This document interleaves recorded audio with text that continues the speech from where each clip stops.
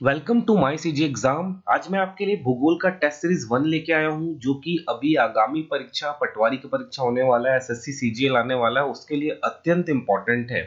अगर अभी तक आपने हमारे चैनल को सब्सक्राइब नहीं किया है तो इसे जरूर सब्सक्राइब कर ले। अगर आपको ये वीडियो पसंद आए तो इसे जरूर लाइक करिएगा। ये हमारा फेसबुक पेज है, आप इसे लाइक कर लीजिए। पहला क्वेश्चन है, दुनिया का सबसे बड़ा डेल्टा कौन है? आपके सामने ऑप्शन दिख रहा है, इनमें से सबसे बड़ा डेल्टा कौन है उसके बारे में बताना है। तो चलिए इसका आंसर मैं आपको बता दूं। दुनिया का सबसे बड़ा डेल्टा जो है वो सुंदरबन है। ऑप्शन ए, सुंदरबन जो है वो दुनिया का सबसे बड़ा डेल्टा है। तो a river delta is a land form that forms from deposition of sediment that is carried by a river as the flow leaves its mouth. बोल रहा है कि अगर रिवर जब समुद्र में मिलता है तो मिलने से पहले वो बहुत सारी मिट्टी पहाड़ से लेके आता है, मिट्टी, पत्थर, कंकड़, बालू, रेत, ये सब लेके आता है और वो डिपोजिशन मतलब या समुद्र के पास डिपॉजिट करना चालू कर देता है, जिससे एक लैंड लाइक स्ट्रक्चर बन जाता है, जिसे ही हम कहते हैं delta.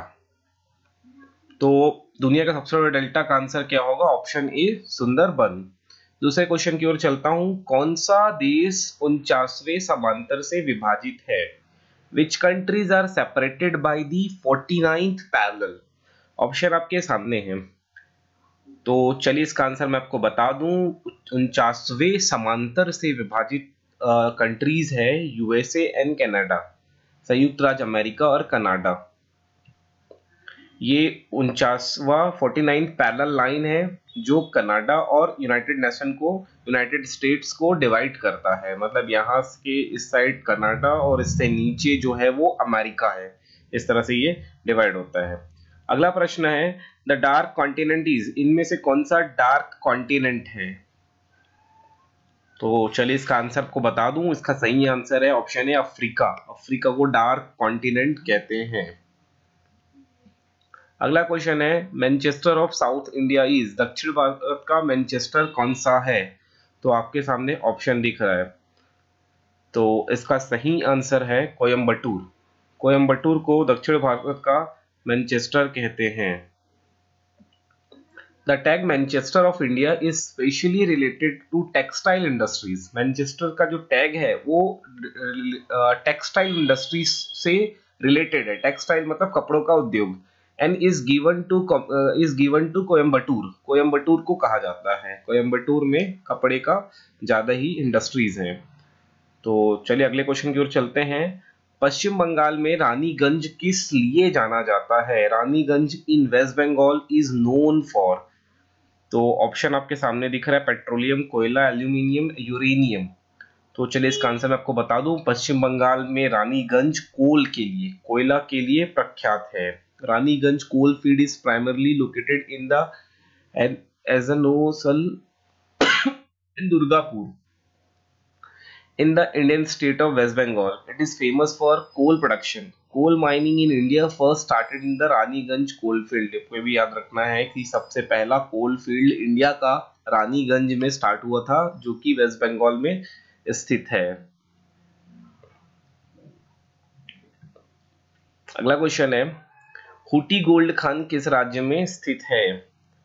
In which state is Hutti gold mine situated? Option आपके सामने है, महाराष्ट्र, पश्चिम बंगाल, उड़ीसा, कर्नाटका। तो चलिए इसका सही आंसर आपको बताना है। मैं इसका सही आंसर आपको बता दूं। हुटी गोल्ड खान जो है वो कर्नाटक जिले में स्थित है। अगला क्वेश्चन है, काले वन कहाँ पाए जाते हैं? Black forest are found in. तो ऑप्शन आपके सामने है, तो चलिए इसका सही आंसर आपको बता दूं। इसका सही आंसर है जर्मनी। जर्मनी में काले वन पाए जाते हैं। आगे 8वें क्वेश्चन की तरफ चलते हैं। Which one of the following is warm ocean current? इनमें से कौन सी एक गर्म महासागर की धारा है? ऑप्शन आपके सामने है, तो चलिए इसका मैं सही आंसर बता दूं। इसका सही आंसर है कुरुशियो। कुरुशियो जो है वो गर्म महासागर की धारा है, वार्म ओशियन करंट। ये एसएससी के लिए अत्यंत इंपॉर्टेंट है। एसएससी में ये क्वेश्चन आ चुका है। अगला क्वेश्चन है, भूगोल में खाड़ी स्ट्रीम किसको संदर्भित करता है? In geography gulf stream refers to, एक गर्म महासागर की धारा है गल्फ स्ट्रीम, या मजबूत हवा की धारा है, एक खाड़ी में शामिल होने वाली धारा है, या एक धारा का नाम है? तो चलिए इसका आंसर आपको बता दूं, इसका सही आंसर है option A, Awam ocean current.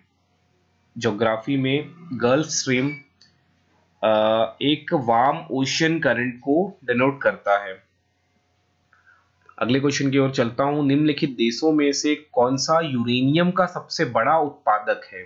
Option आपके सामने है, कनाडा, दक्षिण अफ्रीका, कजाकिस्तान, यूएसए।